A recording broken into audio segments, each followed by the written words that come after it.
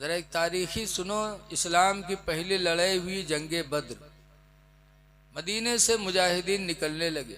मदीने में दो सगे भाई रहते थे, माज़ और मुअव्वस। आए घर में तो देखा उन दोनों की मार हो रही है, और दोनों के बाप शहीद हो चुके थे एक जंग में। बाप का इंतकाल हो चुका था। दोनों बच्चों ने माँ को रोते हुए देखा तो बच्चों ने कहा, अम्मी क्यों रो रही हो? माँ ने कहा था, बेटा तुम्हें नहीं पता, आज मदीने से इस्लाम के नाम पर बद्र की लड़ाई में लड़ने के लिए यहाँ के मुसलमान निकले हैं। कहाँ निकले, लेकिन आप रोती क्यों, ये तो बताएं। आज उनकी औरतें घरों में खुशियां मना रही हैं कि हमारे मर्द अल्लाह की राह में जिहाद करने गए, अगर जिंदा आ गए तो हम गाजी की बीवी बोली जाएंगी, और अगर शहीद हो गए तो मैदान आखिरत में शहीद की बीवी कह के पुकारी जाएंगी। मदीने की औरतें खुश हैं। मैं इसलिए रो रही हूँ कि आज तुम्हारे अब्बा जिंदा नहीं है। आज अगर तुम्हारे बाप जिंदा होते तो भी जंगे बदर में जाते तो मुझे भी खुशी होती कि अगर जिंदा आ गए तो मैं गाजी की बीवी बोली जाती, शहीद हो जाते तो मैं शहीद की बीवी कह के दुनिया और आखिरत में पुकारी जाती। लेकिन अफसोस कि तुम्हारे बाप नहीं है। इसको अलग करो, चल इधर चल, तमीज कहीं का। बच्चों ने कहा, माँ रो नहीं, अब्बा नहीं है तो हम लोग तो जा सकते हैं। माँ ने कहा, बेटा इस्लाम में बच्चों पे जंग नहीं। दोनों बच्चों ने कहा, मेरी माँ तुम दुआ करो, हम हुजूर के पास जा रहे हैं, हुजूर से जंग में जाने की इजाजत मांगेंगे। माँ ने कहा, जाओ। दोनों बच्चे हुजूर की बारगाह में गए। छोटे थे लेकिन शहादत का जज्बा देखो कि दोनों पंजे के बल सीना तान कर हुजूर के सामने गए कि ताकि बड़ा समझकर हुजूर हमको जंग में जाने की इजाजत दे दे। जब गए कहने लगे तो हुजूर ने फरमाया कि तुम छोटे हो, छोटों पे इस्लाम में जंग नहीं है। तो दोनों ने कहा, या रसूल अल्लाह, माँ का रोना नहीं देखा जाता, अब्बा है नहीं, अब्बा की जगह पे हम दोनों को भेज दो। तो सरकार ने जब जज्बा देखा तो बड़े भाई को इजाजत दे दी, मास को कहा, मास तुम जाओ, लेकिन मुअव्वस तुम छोटे, तुम नहीं जा सकते। भगा दी, इनका भगा दी। जब मास को इजाजत दे दिया, मेरे नबी ने मुअव्वस को मना कर दिया। तो है लोगों जज्बा देखो। जब मुअव्वस को सरकार ने रोक दिया तो कहते हैं, या रसूल अल्लाह, आपने भाईजान को इजाजत दे दिया, हमें नहीं इजाजत दिया। ये भाईजान हमसे बड़े जरूर हैं लेकिन ताकत में हमसे बड़े नहीं, हमसे कम हैं। आप कुश्ती लड़ा दो, अभी हम इनको पटक देंगे। हुजूर मुस्कुरा के फरमाते, अच्छा लड़ो। जब दोनों भाई चिपटे तो छोटे मुअव्वज ने मास से कहा, भाईजान तुम मुझे जोर न लगाना, मुझे पटक लेने दो ताकि अल्लाह के रसूल तुम्हारे साथ हमें भी शहादत की इजाजत दे दें। कैसे बच्चे थे। लड़े, छोटे ने बड़े को पटक दिया तो हुजूर ने दोनों को इजाजत दे दिया। दोनों घर आए, खुशी खुशी का अम्मा मुबारक और रसूलुल्लाह ने मैदान जंग में दोनों को जाने की इजाजत दे दी। तो माँ ने अल्लाह का शुक्र अदा किया और नन्ही नन्ही तलवारें दोनों बच्चों को दे के गले से लगाया और कहा, जाओ बेटा फी अमानिल्लाह। मैदान जंग में अपने बच्चों को भेजा। ऐ मेरी माँ बहनों, जरा गौर करो, शौहर का साया नहीं रह गया था, जिंदगी के सहारे वही दोनों बच्चे थे, लेकिन अल्लाह और उसके रसूल को राज़ी करने के लिए आज वो माँ अपने दोनों सहारों को भी मैदान जिहाद में भेज रही हैं। दोनों बच्चे वहां गए और जाने के बाद अपने चचा अब्दुल रहमान से कहते, चाचा वो अबू जहल कौन है? नाम जानते थे कि नबी का दुश्मन है लेकिन पहचानते नहीं थे। पूछा, चचा अबू जहल कौन है? चचा ने कहा, उसको क्या करोगे? तो बच्चों ने कहा था, कसम खाई है मर जाएंगे या मारेंगे नारी को। चचा हम मदीने से जज्बा लेके आए हैं, कसम खाई है मर जाएंगे या मारेंगे नारी को। सुना है गालियां देता है वो महबूबे बारी को।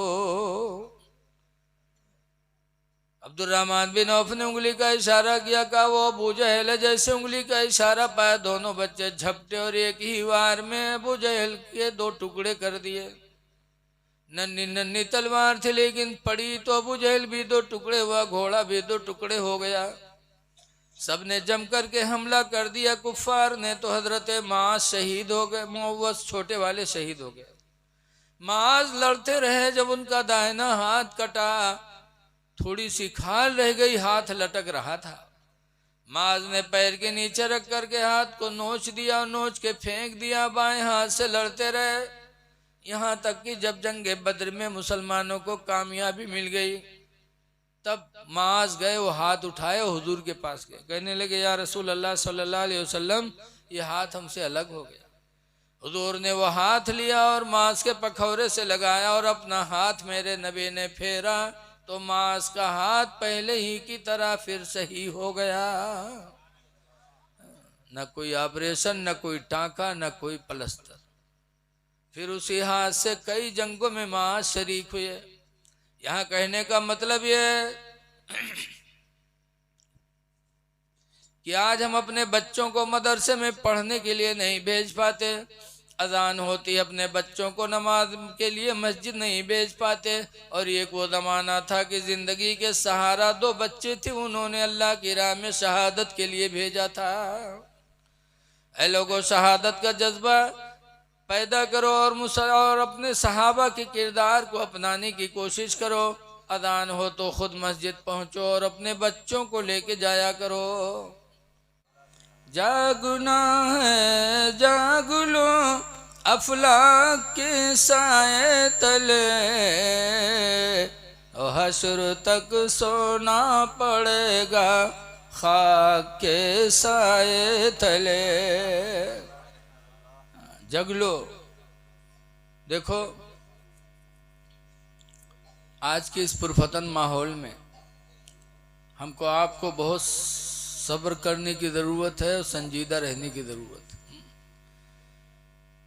आज हमारी तुम्हारी सूरत ऐसी हो गई, एक वक्त वो था कि मुसलमानों को देखकर लोग ईमान कबूल कर लिया करते थे। हज़रत सैयदना अली शेर खुदा रज़ी अल्लाह ताला अन्हु एक दिन मुजाहिदीन के साथ जा रहे थे और सब निगाहें नीचे किए थे, नीचे निगाह करके चल रहे थे।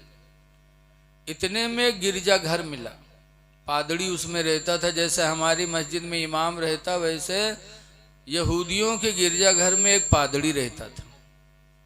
उस पादड़ी ने देखा तो कहा, आप कौन हैं? आप कोई नबी हैं? कहा ना। कोई फरिश्ते हैं? कहा ना। तो कहा आप हैं कौन? हजरत अली कहते हैं, मैं अपने नबी मोहम्मद सल्लल्लाहु अलैहि वसल्लम का दामाद हूं। कहा आप नीचे निगाह करके क्यों चलते हैं?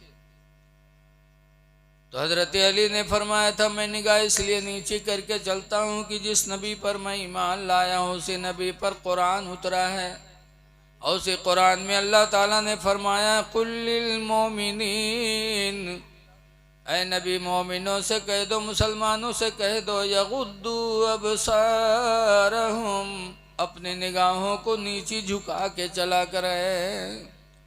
कुरान कहता है कि बंदा चले तो उसकी निगाह नीची हो, इसलिए हम नीचे करके चलते हैं। तो गिरजाघर का पादरी पुकार उठा, कहा अली, जिस मजहब का ये हुक्म हो कि इंसान चले तो निगाह नीची करके चले, खुदा की कसम वो मजहब कभी झूठा नहीं हो सकता। वो यहूदी पादरी कलमा पढ़ करके फौरन मुसलमान हो गया। ऐ लोगों, तुम भी किसी की माँ बहन पर गलत निगाहें न उठाया करो, निगाह नीची करके चला करो। हमारी माँ बहनों के बारे में भी कुरान में है, कुल्लिल मोमिनाति यग़ुद्दुना अबसारहुन्ना। बात ना करो आप लोग थोड़ा। ऐ नबी, मुसलमान औरतों से कह दो कि चला करे तो निगाहों को नीची करके चला करे। इसलिए हमारी माँ बहनें भी चलें। जैसे मर्दों के लिए औरतों को देखना हराम है, ऐसे औरतों को हराम है मर्दों को देखना। इसीलिए हजरत उम्मे सलमा और हजरत आयशा सरकार की दो बीवियां थीं।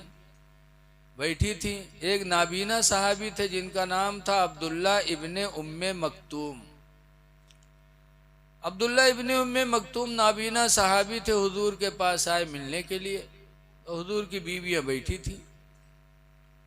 तो हुजूर ने फरमाया ये तजीबा अन्हु, आयशा उम्मे सलमा, इससे तुम दोनों पर्दे में हो जाओ।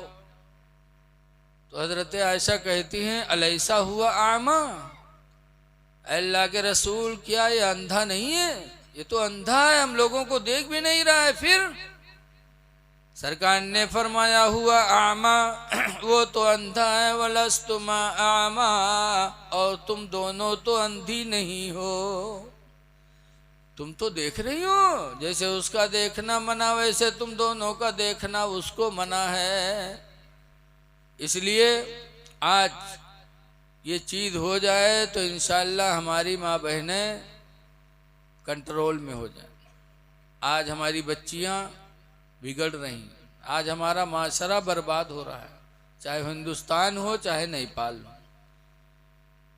इसीलिए अल्लाह के रसूल सल्लल्लाहु अलैहि वसल्लम ने फरमाया था ला यदखुलुल जन्नह, जन्नत में दाखिल नहीं होंगे सलासत और रिजालिन, तीन आदमी जन्नत में नहीं जाएंगे। कौन कौन? नंबर 1 पर सरकार ने फरमाया था अल कातिल, कत्ल करने वाला, किसी का खून बहाने वाला जन्नत में नहीं जाएगा। दूसरे नंबर पर फरमाया था वज़ानी, और ज़िना करने वाला भी जन्नत में नहीं जाएगा। तीसरे नंबर पर फरमाया था वद्दय्यूस, और दय्यूस भी जन्नत में नहीं जाएगा। सहाबे किराम ने जब सुना तो पूछा अल्लाह के रसूल, कातिल तो जानते हैं, जानी भी जानते हैं, लेकिन दय्यूस कौन है? तो उन्होंने फरमाया था दय्यूस वो इंसान है जो अपनी माँ बहन बेटी को बेपर्दा घुमाए, वो दय्यूस है, और दय्यूस जन्नत में नहीं जाएगा। आज हम अपनी बच्चियों को, जवान जवान बच्चियों को कॉलेज स्कूल भेजते, बच्चों के खल्त मल्त में वो तालीम हासिल करती हैं, वहीं से माशरा बिगड़ता है। लोगों, हज़रत उमर रदी अल्लाह ताला अन्हु ने तो मना फरमाया था कि औरतों को लिखना न सिखाया जाए। जलालैन शरीफ की सूरह नूर की तफसीर में देखो, हाशिया में लिखा है कि लड़कियों को लिखना न सिखाया जाए, क्योंकि तहरीर से भी इंसान भागता है। आज मदरसे का यह पहला जलसा है। मदरसे इस्लाम की बुनियाद है, लेकिन आज अफसोस है कि हमारी तवज्जो मदरसे की तरफ नहीं होती। ए बच्चे, बेटा चुप रहो, ए बेटा चुप रहो। हम माँ बहनों से आपसे सबसे एक बात सुनाएंगे कि आज अजान होती है, हम लोग अपने बच्चों को मस्जिद नहीं भेज पाते।